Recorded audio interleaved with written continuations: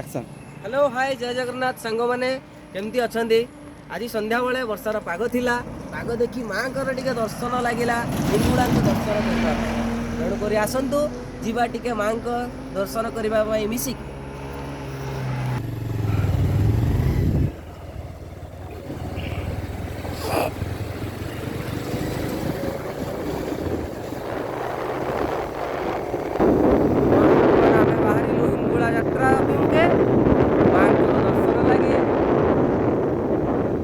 देखु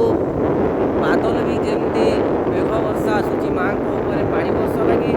तथापि माँ को डोरी लगी हिंगुला यात्रा देखी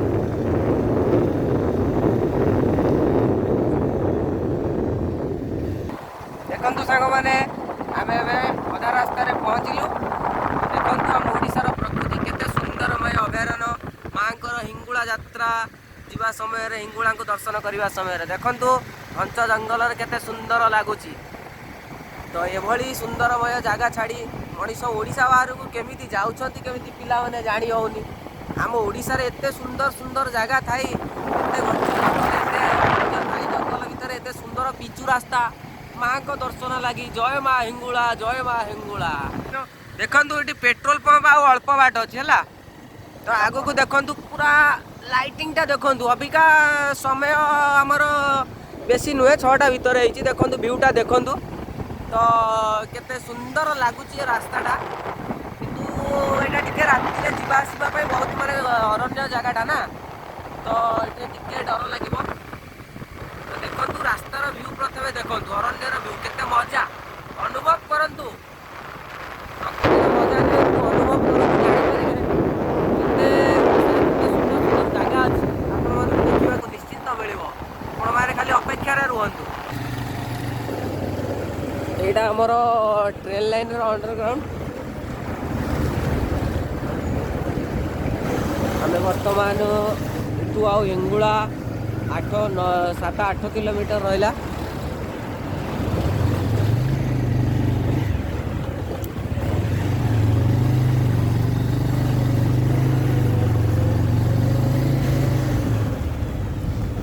देखा जाऊ वर्षार पाग तो एमती करिछि माँ डोरी लगी देखा जाऊ आज हो पारिबो कि नहीं देखा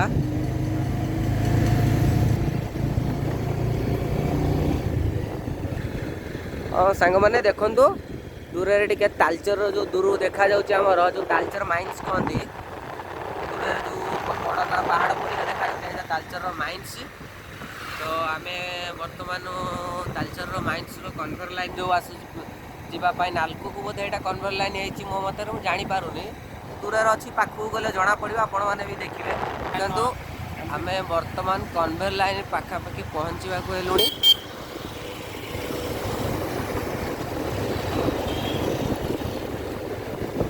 अच्छा अच्छा भूल हो गला सांग मैंने यहाँ कन्भर लाइन यहाँ पाइप लाइन आमको दूर लगुला कन्भर लाइन बर्तमान आम एपटे अनुगुल कुमंड देके आसला ये जो कन्भर लाइन एठू हिंगुला मंदिर को आम लेफ्ट साइड बाँ पट को जावाक पड़ो एठू बाँ पटू आम गोटे स्टेट जा सीधा ठीक अच्छे चलतु एवं नुआ पाइप लाइन यहाँ बोलते लगी कौ पाइप लाइन चलतु एम सीधा जी माँ को दर्शन आम कर देखु आम एमती सीधा आसले तो किसी बाट आगू आसला गोटे राइट साइड टर्नल आसो ओवर ब्रिज ऊपर NH बनरपाल को रास्ता यहाँ बनरपाल को तो आमर ये जो टर्नल अच्छी तो आम ए टनल भितर जा एठी देखी दिखाई लिखाई भी किसी भी ना वे टू हिंगुला टेम्पल लिखाई किसी भी माने बुलवार ना रास्ता सबकि लिखा अच्छी सरकार आम सबकि सुविधा कर रखी यही रास्तार बर्तमान आम जा सीधा माँ को दर्शन लगे संध्यार व्यू देखुं संध्या बेलर जमी वर्षा पागटा केमती तार मजा जो भाई ठंडा ठंडा पवन ठंडा ठंडा कूल कूल लगुच देखु आमर जो हिंगुला रास्ता एठू ये जो MCL जो कोयला तालचर कोयला ये कहते कोयलार यहाँ आम तो जानू सठिक भाव में मतलब लगे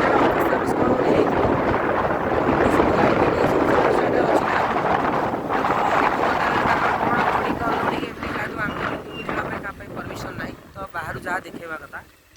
तो यही रोड रे इठू आ हिंगुला मात्र 2-3 किलोमीटर रहा तो ये रोड कि रास्ता सबुठ भल रास्ता तो किसी कहवाक पड़ोनी मत लगुच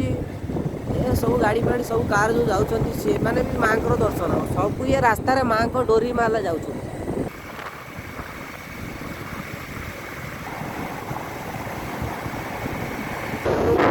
एटिक आसला यहाँ लिखाई शालवाणी छक शालवाणी छकरू आप बाँ पटक जी बाँ पटू कि क्या कि पचार ना एमती सीधा जीवे सीधा पूरा जीवे तापर आपण निजे ही जापर टे कि बाट आगू गलापर डाण पटक माँ मंदिर ही आसीज तो आप निजे ही जापर एवं बर्तमान आम शालवाणी छकर अच्छे देखु दूर माँ मंदिर देखा जाउची जहा वर्षा पागरे लगुला कि आम माँ दर्शन करिपरिबा नाही प्रकृत कहुई माँ डोरी जदि थी ना निश्चिंत आम जोटी भी थिला आसी माँ को दर्शन करिपरिबा आम वर्तमान आहरी मतलब 500 मीटर हाफ किलोमीटर भितर ही आउ माँ दर्शन आम करिपरिबा देखंतु दूर माँ मंदिर देखागला वर्तमान माँ डोरी जहाँ लगी निश्चित से दर्शन करेंगे जय माँ हिंगोला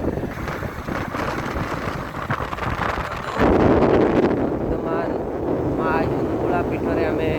तालचेर माँ हिंगोला पीठर आम वर्तमान पहुँचलु तो यहाँ मंदिर बाहर पट रास्तार आम वर्तमान आ किसी समय गले माँ मुखद्वार दे आम मंदिर भीतर को प्रवेश करवा एवं आसला आम माँ छकु आम एठू डाण साइड की देखो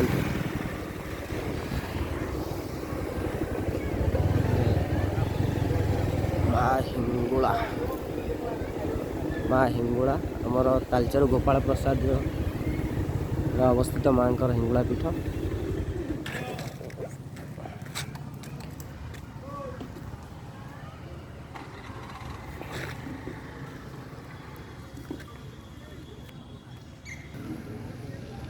आम बर्तमान माँ हिंगोला पीठ में पहुँचले सांग मैंने आसतु माँ दर्शन कर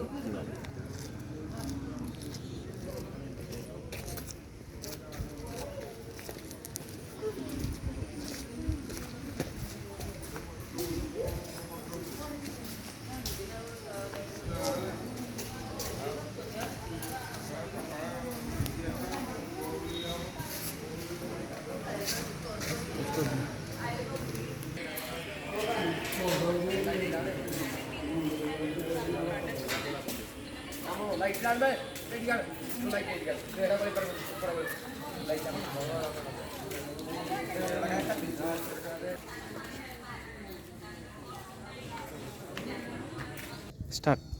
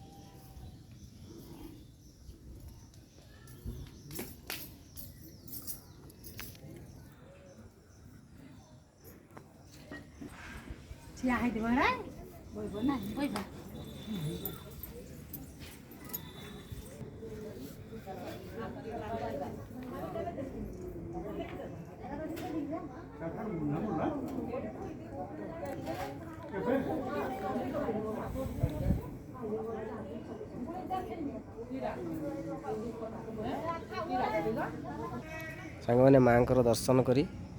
भलरे भलरे दर्शन हो गला तो आसतु आम ए बर्तमान मंदिर परिसर करवा भलरे भलरे आज माँ दर्शन हो जाए बर्तमान आम मंदिर परिसर भ्रमण करवा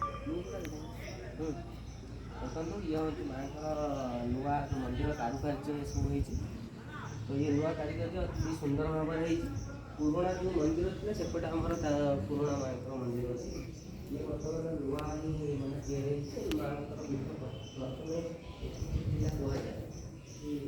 पुराणा मंदिर यहाँ कह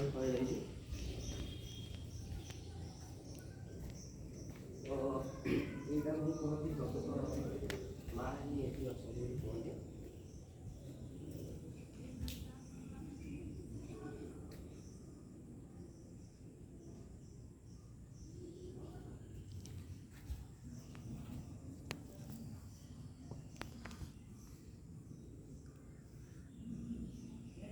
ଦେଖନ୍ତୁ ମୋ ମୋବାଇଲରେ ଲାଇଟ୍ ନଥିବାରୁ ମୁଁ ଜଣଙ୍କର ଭାଇଙ୍କର ମୋବାଇଲରେ ଆପଣମାନଙ୍କୁ ଦେଖାଇବା ପାଇଁ ଚେଷ୍ଟା କଲି। କ'ଣ କରିବା ତ ଆପଣମାନଙ୍କୁ ଯାହା ବି ହେଲେ ଦେଖାଇବାକୁ ପଡ଼ିବ। ମାଆଙ୍କର ଏଇ ଯେଉଁ ସ୍ତମ୍ଭଟା ହିଁ ମାଆଙ୍କର ପ୍ରକୃତ ଇଏ ବୋଲି କୁହାଯାଏ। ତ ଆଗରୁ ଯାହା ସବୁ ଅଛି ସତ ଜାଣିଛ ନା ଗପି ଦେଉଛ ଖାଲି। ବର୍ତ୍ତମାନ ଏସବୁ ମନ୍ଦିରର କାରୁକାର୍ଯ୍ୟ ଚାଲିଛି। ତ ଏସବୁ ପୁରୁଣା ଏମିତି ପଡ଼ିଛି, ଏସବୁ ନୂଆ କାରୁକାର୍ଯ୍ୟ ଅତି ସୁନ୍ଦର ଭାବରେ କାରୁକାର୍ଯ୍ୟ ସବୁ ହୋଇଅଛି। ବର୍ତ୍ତମାନ ଆସନ୍ତୁ ଆମେ ମନ୍ଦିର ଚତୁଃପାର୍ଶ୍ୱ ଭ୍ରମଣ କଲେ। କାରୁକାର୍ଯ୍ୟ ହେବ, ମନ୍ଦିର ବହୁତ ଅଧା କାରୁକାର୍ଯ୍ୟ ହୋଇକି ପଡ଼ିଅଛି। ତ ମନ୍ଦିର କାରୁକାର୍ଯ୍ୟ ତ ଅତି ସୁନ୍ଦର ଲାଗିଲା ମାଆଙ୍କର। ଆପଣମାନେ ମନ୍ଦିର ଇଏ ଦେଖନ୍ତୁ। ଜୟ ମା ହିଙ୍ଗୁଳା। ତ ମନ୍ଦିରରେ ଦେଖୁଛନ୍ତି ତ କାମ ଏମିତି ଅଧା ହେଇକି ପଡ଼ିଛି, କିନ୍ତୁ ସମ୍ପୂର୍ଣ୍ଣ କାମ କିଛି ସରିନି। ତ ମନ୍ଦିରର ଉପର ଭାଗ ଏଇଟା ଆମର ମା ହିଙ୍ଗୁଳାଙ୍କର।